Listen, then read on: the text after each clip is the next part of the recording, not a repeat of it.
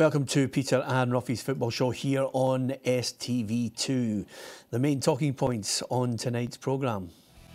Graeme Murty has been appointed Rangers manager until the end of the season. Dave King ordered to make £11 million share offer. Tierney happy with Celtic's hectic festive schedule. Yeah, lots to talk about on the programme tonight. Look ahead to the weekend's football across all four divisions in Scotland and the Premier League as well in England.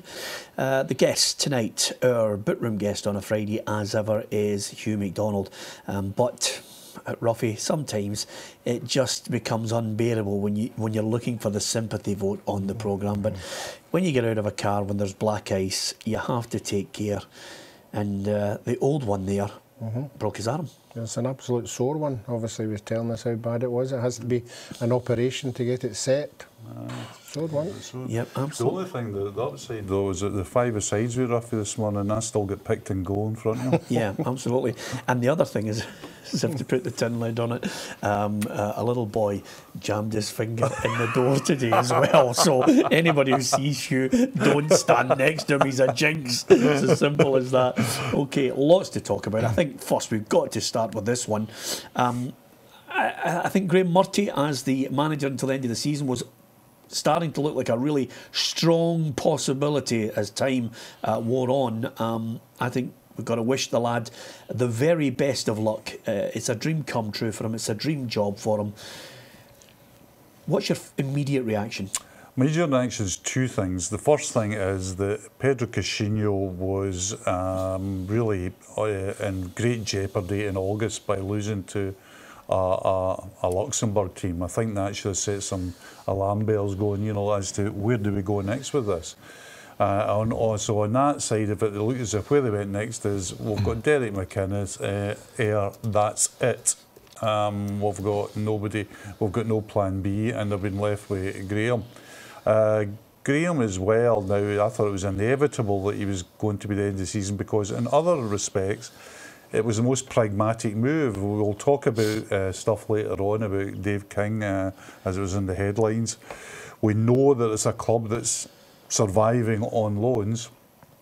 So I think a faction in the Ibrox boardroom, probably one led by Stuart Robertson as well, has said, listen, we've got to start being fairly pragmatic and here is a pragmatic choice until money starts rolling in again, and the money will only start rolling in again at season ticket renewal time. Yeah, absolutely.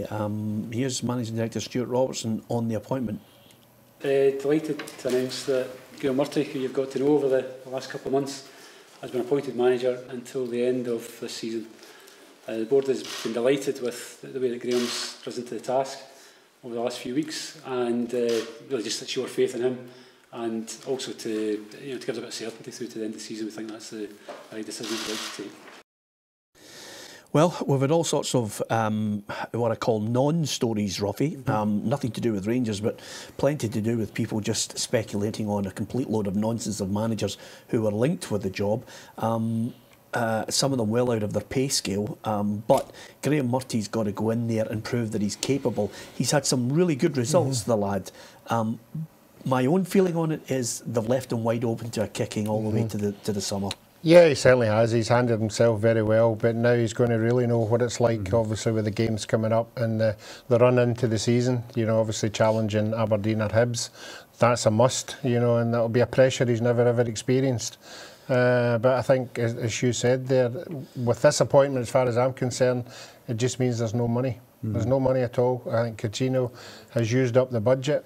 Dave King came out and said they would be appointing somebody very soon, and this guy will be under contract, which meant they would have had to have bought him out. Obviously, they don't have the money to buy anybody out because there's no names being thrown out there. So the obvious choice is Graeme Murty.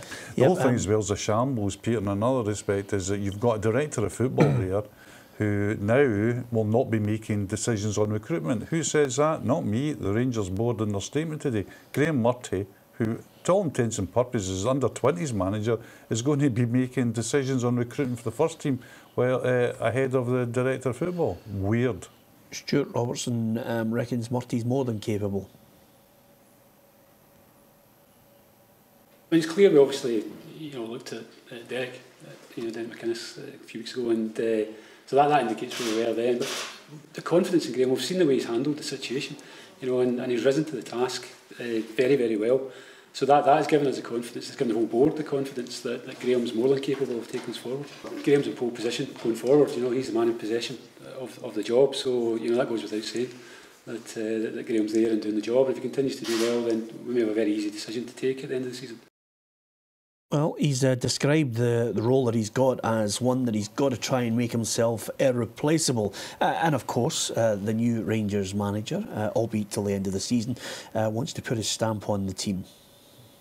It makes a difference in that I can start to put my stamp on little things around the training ground, around our daily practices, and I can get some clarity now into the players as to how I want things to be done.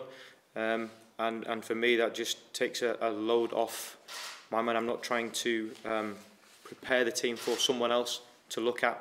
I'm trying to prepare the team to try and play and be successful how I would like it to look. OK, the general view now, Hugh, before we move on to Dave King, is that he's looking for maybe 4 players. They've got Declan John on a permanent deal now, so that gives them cover when Lee Wallace eventually comes back. 4 players got to get in, change, maybe get players out that are not doing the job as well. They'll have to get players out first. I mean, there's no way... I don't know how many ways you can say it. There is no money. I mean, it's not people like me saying that's in the Rangers accounts. It's what's been said. So if he's bringing it in, he's got to move out. And the trouble is with moving out is people know that you've got to move players out, so they're not going to dive in. Yeah. And he's also going to be moving out players who don't really want to be moved out because they'll be on huge salaries. Hugely difficult for him in the transfer window. Yeah, one little bonus could be that he might be able to bring Michael O'Halloran back, and that offers him a different angle on it, Roughie. The one thing I would say in this whole affair, it doesn't matter what way you look at it, April, the Rangers fans, who rightly love their club, will be bailing them out again. Yeah, and I'm sure the Rangers fans have proved that they're quite prepared to do it, but as year goes on, questions start to get asked. We're putting our money. There doesn't seem to be, there are 2 or 3 people putting money in, but not to the extent that we were promised. We were promised by an owner there would be 30 million going in there. We bought into that. We bought all our season tickets, and now we're led to believe that there isn't any money coming from Mr. King. And that'll obviously be the next discussion that we're having. Yeah, and that is the next discussion. £11 million share offer. He's got to make the offer, and because he's lost the appeal. Aye, and he's got to make it for so many reasons, but one, because he's lost the appeal. There is speculation that because he'll be offering the shares, he has to make the offer at 20 pence, and the shares are now roughly about 27, that there'll be very few takers, so he may get away, quite unscathed financially, but I don't think so. I think there'll be people that will take the 20p, especially people who bought the shares for 1 pence. Rangers employees at the time who got a lot of shares for 1 pence. They'll look at 20 pence in the hand as quite a good deal. Yeah, and going forward, are we in a situation where, we all know that there's 7 or 8 million to be found before the end of the season. Do you anticipate maybe the Rangers looking for more investment from, obviously the money that's being paid back is interest-free, these loans, which is to the credit of the people who have put the money in. But do you think they'll look for additional revenue? Because I think the Rangers fans want something to happen that'll excite them. They'll have to, but the thing about it is only way out of this is a share issue. And the share issue, without any getting into huge detail about it, the share issue would have been fatally compromised if Dave King doesn't come up with this this offer to all the shares, because what will happen then is the city will reinforce what they call the cold shoulder. That is, they won't deal with anybody who deals with King. That kills a share issue and dead in the water. So King will have to be seen to comply in some way with this. Then you've got share issue. Who buys into the share issue? I don't think city institutions will buy into a Rangers share issue. I think the supporters might, and I think the people on the board might. But that still would leave them some way short of having the money to compete on an annual basis with Celtic.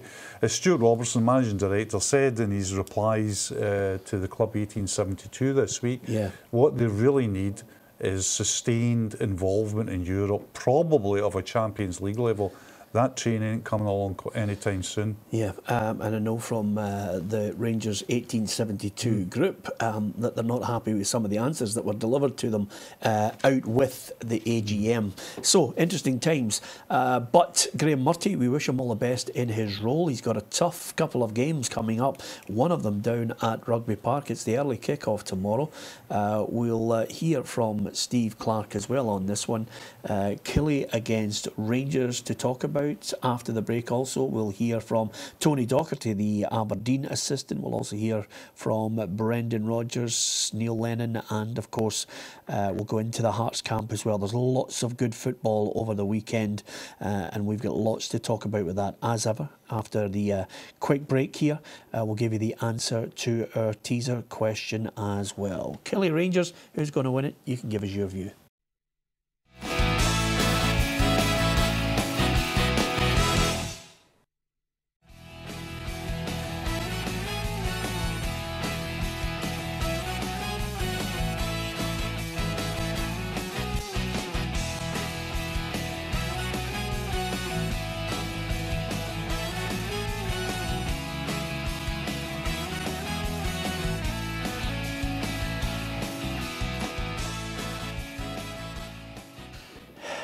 How did we not get the Hearts one? I mean, that's ridiculous.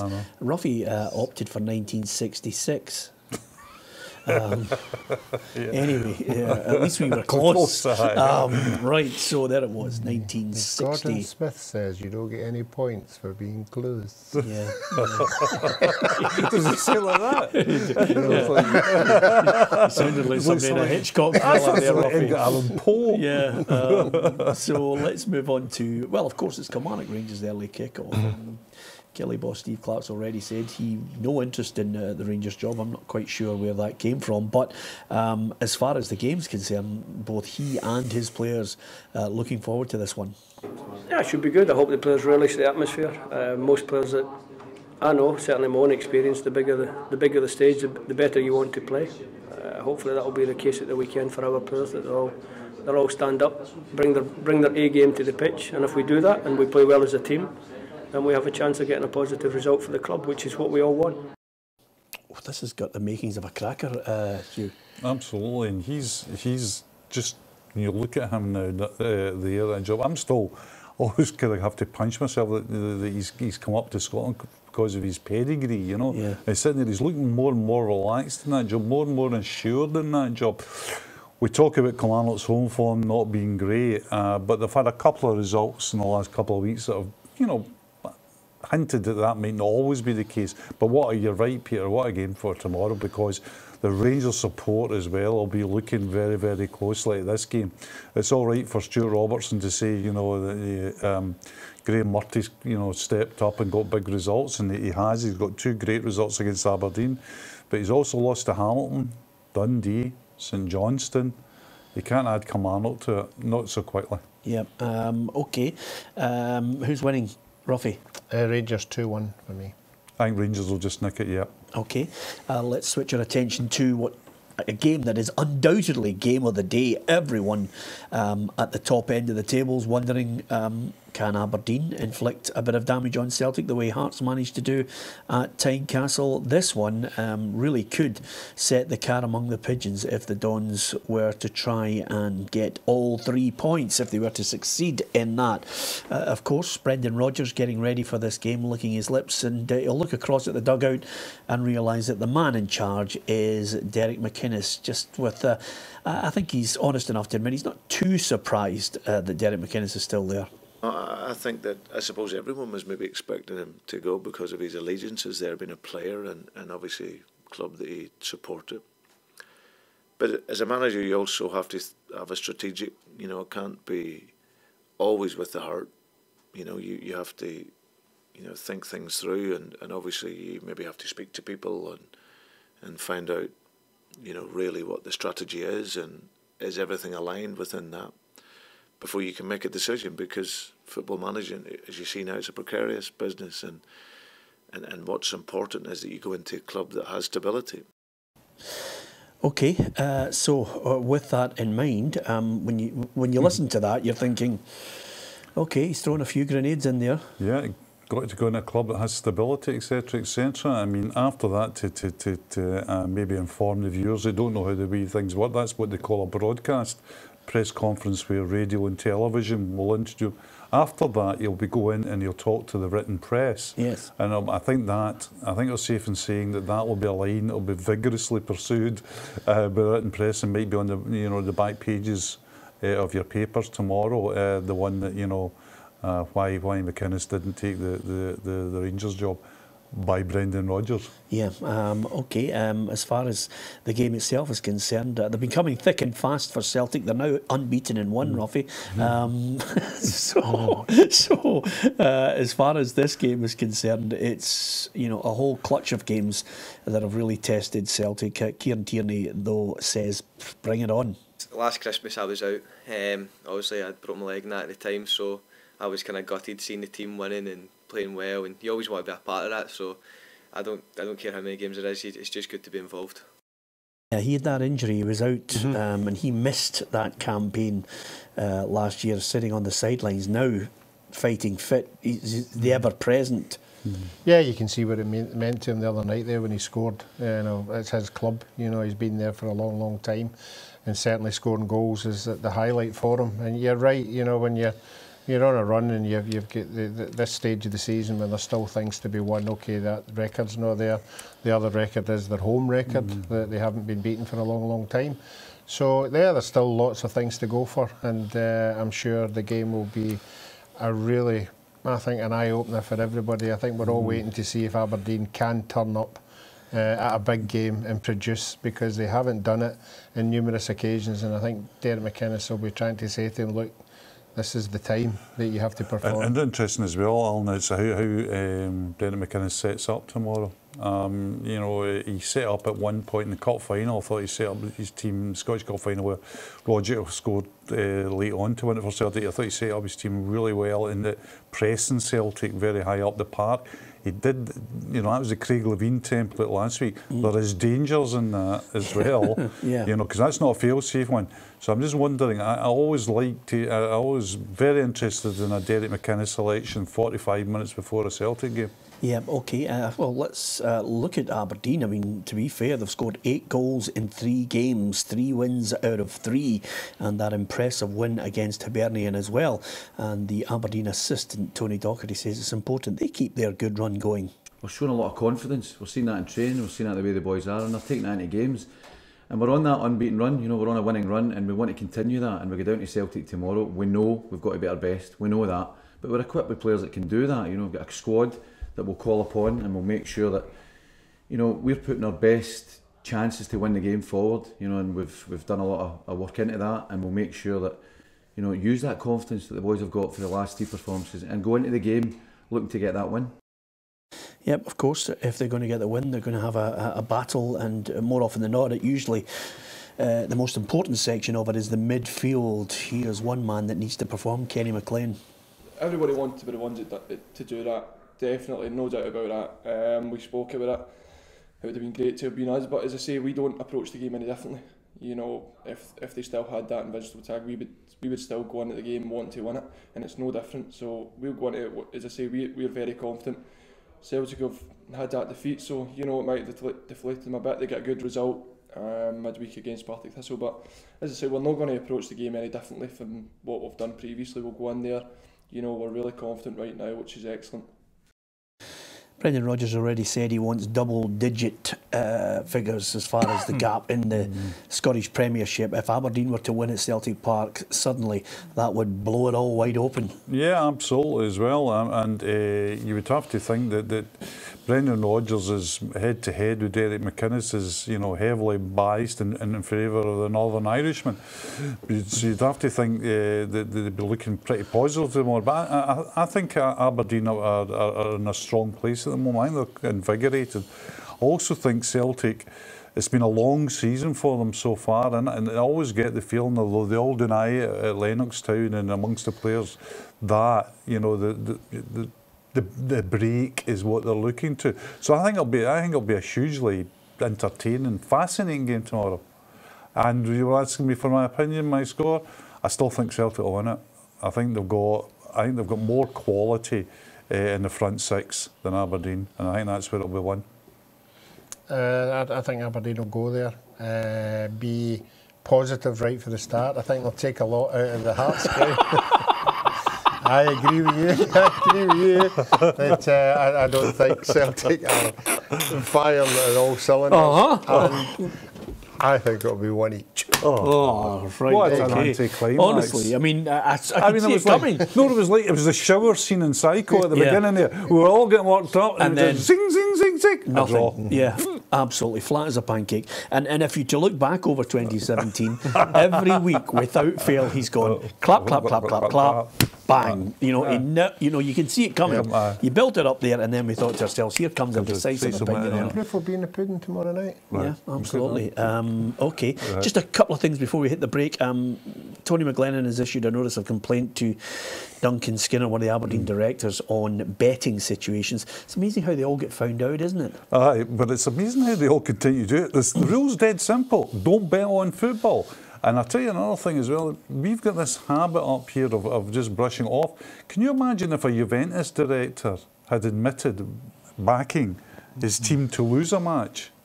We'd all be going cuckoo at it. Yeah. We should be taking this much more seriously than we do, I feel. Yeah, other little point, I can't see Roughie Liam Henderson going to Italy in the second Serie B to play for Bari. I think that's gone and forgotten completely if he were to do that. Well, maybe it'll just ignite somebody here, you know, to say, look, Celtic are prepared to let him go somewhere. So a wee phone call and say, well, why send him there when we can have him here? I think he's unlucky as well. I think he's a player. Do you know that? I've always said he was a player. I mean, listen, if they're in January transfer window, if anybody get a hold of him, quality midfielder and too long out of the game, can't see that happening. Maybe money talks, who knows. Okay, coming up after the break, we are going to look to Neil Lennon. Can Hibs bounce back after that defeat to Aberdeen? Will there be a backlash for Ross County from Hibernian? And we'll also talk about Hearts. They're not at Tynecastle this weekend. They're taking on St Johnstone at McDermott Park. So we'll hear from both camps there, and then we'll start to look at the other divisions, the Championship, League One and League Two as well. Here's a little question for the break.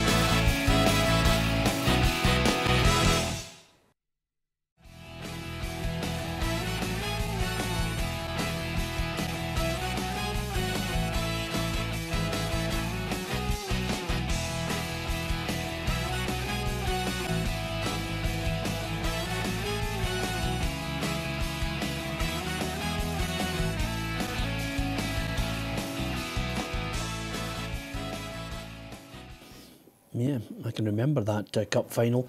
So many Hibs fans inside the stadium, Roughie, and by the time Livingston had lifted the cup, there was just a small band of Livingston supporters to the left-hand side. It was incredible. The place was empty. And the Proclaimers at the other end. Yeah, that was it. It was. Now, don't start that. You've got the sympathy boat with your hand in a sling. The last thing you need is the Hibbies chasing you. I've had that myself before. It's not good. Okay, can they bounce back? I mean, this was a... You know, I think it's 1 win in 6 now, Roughie. They got a doing against Aberdeen. Yeah, they did. And this is a big test tomorrow for Neil and the players. You know, obviously the home forum is where you want to keep everybody happy, and I think it's important to get a win tomorrow, just to get them back on the rails. I'm sure the support will go there in their numbers, and for me it will be a win. Yeah, straight in there, eh?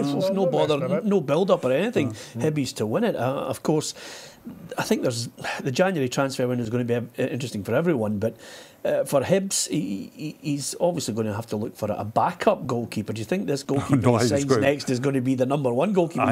He's adamant Marciano's still his #1. For me, I think he's got to look for a goalkeeper. Yeah. I thought the 2 goals in the Rangers game, Hibs dominated that game for me. Should have won the game. I think both goals, not just Morella's one, but the Windass shot, I would expect in a top-class goalkeeper to keep them both out. And against Aberdeen, I thought crucial goals at times, which changed the whole thing of the game. You know, almost absurd goals. So Neil will know his goalkeeper better than I do, but on the evidence of the last couple of weeks, I'd be looking for a first-team goalkeeper. Yeah, okay. This is what Neil Lennon had to say about the opposition, Ross County. It'll be a difficult game. They've been unlucky, I think, with a few results because the performances have been decent. So we'll need to be at our best. I would just want us to try and replicate the form that we showed right up to the Aberdeen game. We should be okay. I agree. Yeah? Yeah, I agree. I think the Aberdeen game is an aberration. I also think it came at the end of, you know, two really pulsating games against Celtic and then Rangers. I think they could be forgiven feeling a bit leg weary. That the Aberdeen played very well again. I think Marciano wasn't great in goals. I think the side of the story tomorrow is Ross County. Now we're all beginning to look a wee bit sceptically at them. We know that team's got a history of replenishing in January, and if they have to have any thoughts of staying in the division or staying out the playoff spots, I think they have to invest quite heavily in January. He's known for doing that, to his great credit, Roy McGregor. One thing I would say, Roughie, is it'll be interesting to see the calibre of player that Owen Coyle is suggesting to him, because he's brought Chris Eagles in, he knows him. But again, I don't think he'll be looking at too many Scots. I think he'll be looking at that market down south that he knows so well now. Well, I think they'll be better served than what they usually did, was go to Europe, you know, and bring in 7 or 8, you know, people from there, and that never worked, because as soon as they were in, 6 months later, they were all out again. So I think you'd be getting better value going down to England, or even here. You know, there might be some players that teams are prepared to go out and loan, but certainly, as we all know, the owner, if he goes to the owner and says, look, I need 7 or 8, he'll get 7 or 8, and that has been the saviour of Ross County through the years. Okay. St Johnstone against Hearts. Everyone at Tynecastle on a high after last week, where they thrashed Celtic by 4-0. The January transfer window again going out the way. Jamie Walker's been linked with a move to Wigan. You know, I think he's one of a couple of players that I think are flair players for Hearts. I wonder how he's going to recruit someone to replace that young man. It's difficult as well, because as you know, Peter's a premium on flair players as far as transfer market goes. Craig Levine might say that in players like Harry Cochrane, that he's got young guys coming through that could fill that role.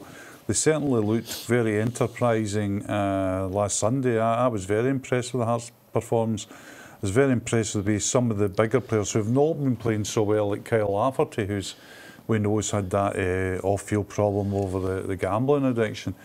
He seemed to be galvanised again, and I think he's a really important player for them going forward.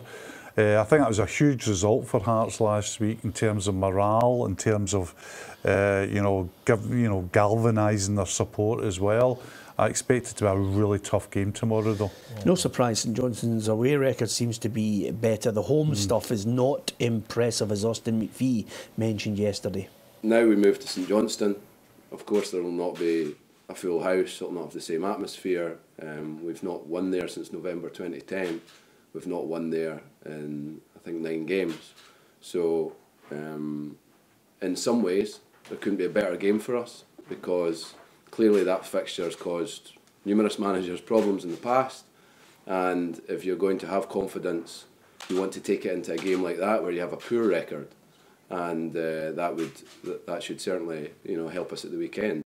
Yep, Hearts players brimming with confidence. Of course, it always helps when you start getting the results in front of packed houses at Tynecastle. John Suter said everybody's glad to be back at Tynecastle. We always said once we get back to Tynecastle, it's a completely different game, because that's what Hearts are renowned for, is the home games. And going to Murrayfield and playing at a neutral venue was always going to be hard.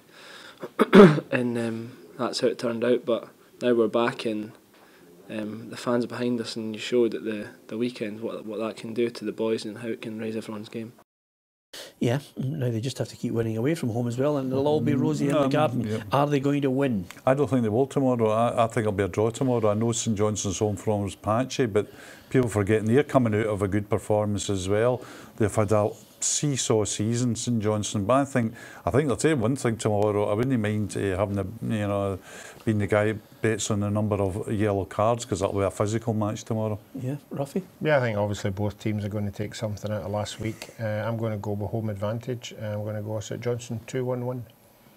He's given you actual scorelines, no, I don't mind that. It's just the fact that you two have completely dismissed what Hearts achieved last week. I'll give them a draw. Yeah. Oh, whoop-de-doo.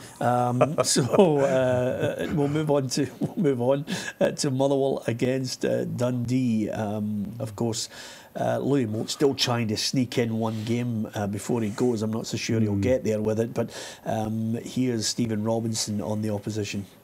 I watched their last two games against Aberdeen. I thought they were unfortunate. I watched their game on Wednesday night against Hearts. I don't think they were maybe as bad as Neil made out. I actually thought they played quite well. So they're a team in a decent run of form. Very good result against Partick on Saturday. So we know we have to be on our mettle. But I said week in, week out, we produce the performances that we can produce with the intensity that we can play at. Then we have every chance of winning the game. Okay, this is a good one, because now we're at that point where the teams will change dramatically. If Owen Coyle is looking at his side and assessing players that he wants out the door and players that he'll need in, I'm curious to see who Stephen Robinson is going to buy, and Neil McCann. Yeah, well, but Robinson, of course, had major surgery in the summer, 16 or 17 out, 16 or 17 in, did very well. He's now got... His big pressing question is how he replaces Louis Moult, and the fact is he doesn't. But how do you get near to replacing him? So that'll be his big concern going forward. They've had a bit of a slump recently, but I think it's been an understandable slump, Peter. I think the cup final took a lot out of them. Playing Celtic 3 times in a week is going to dent them. I think Mother will be fine. Yeah, you think they'll win? Tomorrow, I think again I'll sit in the fence. I think it could be a draw, because Dundee did well last week, so I'm going for a score draw. Yeah, I know it is a prediction, but what's up with you two tonight? I mean, you're usually a bit more. There's more edge to you. I mean, it's understandable for Hugh. He's broken his arm, but you. No, I thought Motherwell played particularly well against Kilmarnock last week. I thought they should have won the game, and Jamie McDonald had 4 or 5 magnificent saves. So I think I'd like to see the Motherwell side. No, can't till tomorrow, because they have got 4 or 5 really important players out. But if they were fit, 2-0 Motherwell. Yeah, well, let's say they're not fit. 1-0.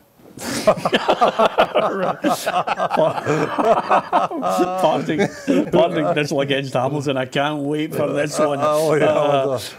There's been a fair bit of hullabaloo. We're going to talk. We'll hear from Scott Patterson, the Partick Thistle assistant, on Gary Fraser in a moment. But here's what he had to say about Hamilton Accies. It really is a big game, especially when you're sitting bottom of the league. But the good thing is we're still intact. There's not a big gap there. So hopefully we can get a positive result and get us back in the running to get us back up the league. They're always hard games against a Hamilton team that are going well at the moment, good on their form, and they're well organised as well. They're always close games as well, but hopefully, we've had a tough week, obviously over at Celtic, but hopefully we've worked hard enough to hopefully go and get a positive result. Yeah, and boy, do they need it, Roughie. Yeah. This is a big game. We keep talking about looking at fixtures and looking at teams you're going to play. This is one Thistle's got to win. Just to put this to bed, Hugh, Gary Fraser's apologised. The girl who he hit the ball with has accepted his apology. You move on. Some people want him hung, drawn and quartered. Let's move on. It's an aberration, but it's all been settled. Yeah. Who wins that game? Thistle have to win it. Thistle 4-2. Okay. All right. Coming up after the break, we'll look at all the fixtures in the Premiership, Championship, League 1 and League 2. And we'll be heading down south to have a quick chat with Ian McGarry and get his thoughts on some of the big stars who could be moving over the course of the next couple of weeks. So we'll get his predictions as well for some big games. Join us after the break.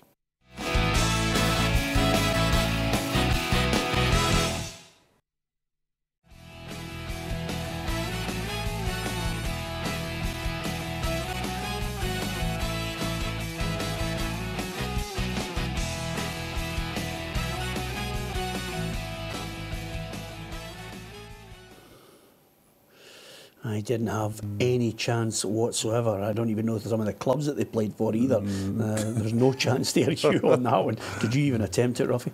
Yeah, we got most of them. Did you? I did that quite well. Yeah. Really good, What's most of them? 2, 7? No, we got 6 or 7 between us. Okay. Okay, it is a festive period. I'll take your word for it. Let's switch our attention. Yeah, absolutely. I know. I'm looking at you, just checking to see if you had your phone there. Let's look at the Premiership fixtures on offer tomorrow. If you've got time, STV2, 2 o'clock, we'll be here. Take you through the entire afternoon. If you can't get out to a football match, we'd love you to go to a game. Kilmarnock Rangers could be packed with Graeme Murty now in charge until the end of the season. That's the 12:30 kick-off at Rugby Park.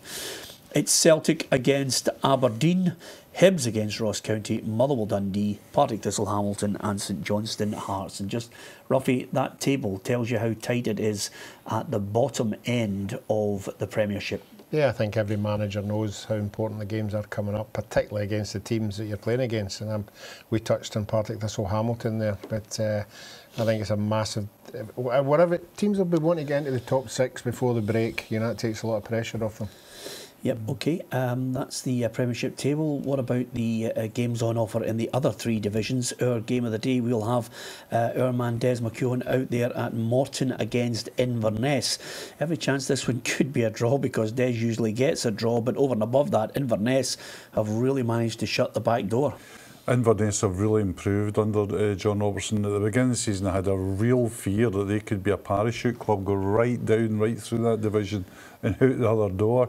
He steadied it there. The club that I've got worries about now, and it's a huge game tomorrow as well, as Dumbarton versus Falkirk.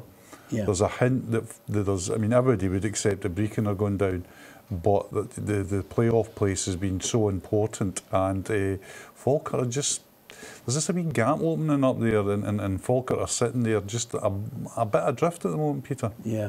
Okay, here's what's on offer in League One in Scotland for us as well. Airdrie United, Albion Rovers, East Fife, Alloa, Stranraer are both Wraith Rovers and Forfar against Queen's Park United with their noses out in front at the moment.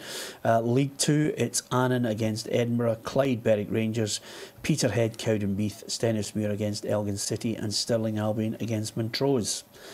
And there's the Premier League for you. Arsenal, Liverpool ongoing as we speak. Everton against Chelsea tomorrow. Brighton, Watford, Man City, Bournemouth, Southampton, Huddersfield, Stoke City, West Brom, Swansea, Crystal Palace, West Ham, Newcastle, and the evening kickoffs, Burnley, Tottenham and Leicester against Manchester United. So with that in mind, Ian McGarry, as ever, our man down south, Everton, Chelsea is a cracker. It is, Peter, because of the way that Everton have been revived under our old friend Big Sam. No doubt about it, another great win on Monday night at Swansea, 3-1. And there seems to be no stopping them. The confidence is obviously very high in the Goodson Park Club, in the camp there. Chelsea's confidence is okay. They'll be very disappointed at the yellow card Alvaro Morata picked up in the League Cup tie against Bournemouth on Wednesday night, which rules them out of tomorrow's game, which means Chelsea have got a problem. They're away at Everton without their best striker. He may well play a false 9. I think we might see Hazard playing through the middle tomorrow because he doesn't trust Michy Batshuayi. But that's a big one because Chelsea, if they need to try and keep some kind of hope alive in terms of their Premier League title credentials, defence, with Manchester City so far ahead, they just have to go to Goodson Park and win tomorrow. The thing about Chelsea and Conte, it doesn't look as if it's going to be a marriage made in heaven. It looks as if it might come to an end sooner rather than later. And there's been speculation that Brendan Rodgers would be in the frame. What do you think of both those theories?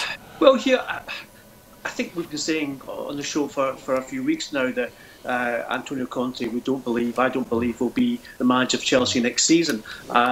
His relationship with the people who do the transfers at Chelsea is completely broken down. He's actively got his representatives marketing him to Paris Saint-Germain because we all know that Unai Emery is currently, your granddad driving a Ferrari in the French capital right now, and they desperately want a new manager, someone who befits the stature of the squad that they've assembled. So Conte's definitely not for Chelsea next season. A few more bad results go at the Champions League knockout stage. Chelsea would probably sack him earlier because they know that it's coming to an end anyway. With regards to Brendan Rodgers, I think Brendan would love to come back to Chelsea. I'm not sure that the current mood at the club would see him as a realistic candidate, only on the basis that, unfortunately, there is a bias against Scottish football and equality in Scotland. And despite the remarkable job he's done at Celtic in winning all domestic trophies and, of course, an incredible unbeaten run that came to an end last weekend, I don't think Brendan would be considered this time. I think he might need to take a job somewhere else in England in order to come back to Stamford Bridge. And on that note, obviously the Swansea manager's job, a job that he did with great success and esteem before, is available following the sacking of Paul Clement this week. I also don't think Brendan would leave Celtic for Swansea. I think Brendan Rodgers sees himself as a top 6 in England manager, and he will wait until that opportunity arises, or indeed an opportunity abroad. Obviously, Man United knocked out the League Cup. Pep was hit with the question, can they win 4 trophies? He said no. What do you think? Roughie, I think it's possible. The last time anyone came close was obviously Manchester United when they won the treble in 1999, and that included the Champions League, FA Cup and Premier League. It's about momentum, and there's no doubt that Manchester United have the kind of momentum now which could see them go through the season unbeaten, possibly. And if that were the case, they would win certainly all 3 domestic trophies. I think the Champions League may be slightly beyond them. My feeling is that Pep Guardiola has a habit of training his sides hard in the first half of the season. They play hard, they get ahead, and they win the league title come April, early May at the latest, which means that sometimes they dip off, which we saw at Bayern Munich, remember, when they underperformed in the Champions League because they'd won the Bundesliga so early. Just a couple of points to get your thoughts on, Ian, before we finish. Will Man City just wait to the summer now to get Sanchez? No, Peter, I don't think they will. I think there are ongoing talks with Sanchez's people about moving in January. I can tell you that Arsenal are considering that possibility because they themselves have put the feelers out on 3 different players who would replace Sanchez like for like in the January window. Now, as it did in the summer when it fell down, it will depend on Arsenal getting someone in to replace him. Remember what happened in the summer was the Sanchez deal was done, but then Thomas Lemar from Monaco rejected the move to Arsenal. Now, Lemar will not move in January, so it's other targets that Arsenal are looking at now. And what will happen is, if they can get someone in, they'll take the money for Sanchez, because remember, he's out of contract in the summer. Why let a guy who's worth, say, £35–40 million with 6 months on his deal leave in the summer for free? You might as well get a replacement, and you pay for that with the Sanchez money. And, OK, Man City are going to win the league anyway, but that would guarantee it. Now, interestingly, if they get Sanchez, they can use Sanchez in the Champions League, even though he's played for Arsenal, because you get 1 player who's allowed to play if he switches team in the January window, only 1. So that exception will be made for Sanchez. Maybe they would win the Champions League as well. Maybe Sanchez is the last piece of that jigsaw. Yeah, absolutely. Listen, Man United get knocked out by Bristol City, as Roughie mentioned there, in the League Cup. It was a magical night for City. But what about United? Will Mourinho be overly worried about that? He had a good relationship with the League Cup, but I don't think he'll be overly worried by the exit of the League Cup, Peter. What he's worried about right now is that he's trying to change the philosophy at Manchester United. By that I mean the way the club are in the transfer market, the way that the squad, certainly the speed of the restructuring and rebuilding of the squad. I'd say United are currently about 18 months behind Manchester City in terms of player for player, like for like. Mourinho's trying to speed that up. He wants to spend around, he's probably got about £90 million to spend in the January window. It's notoriously hard to buy quality in January, but he's going to go out there and try. He's looking at a winger, a French winger, who's Brazilian, playing in France, called Malcolm. They're looking at possibly bringing Johnny Evans back, whose contract negotiations to stay at West Brom have broken down in the last 24 hours, although he's also a target for Manchester City. So you've got a manager determined and desperate to win. And remember, it's not just about Manchester United winning with Jose Mourinho. Remember, his relationship with Pep Guardiola is less than sending Christmas cards to each other. He hates the fact that Pep's winning and he's losing.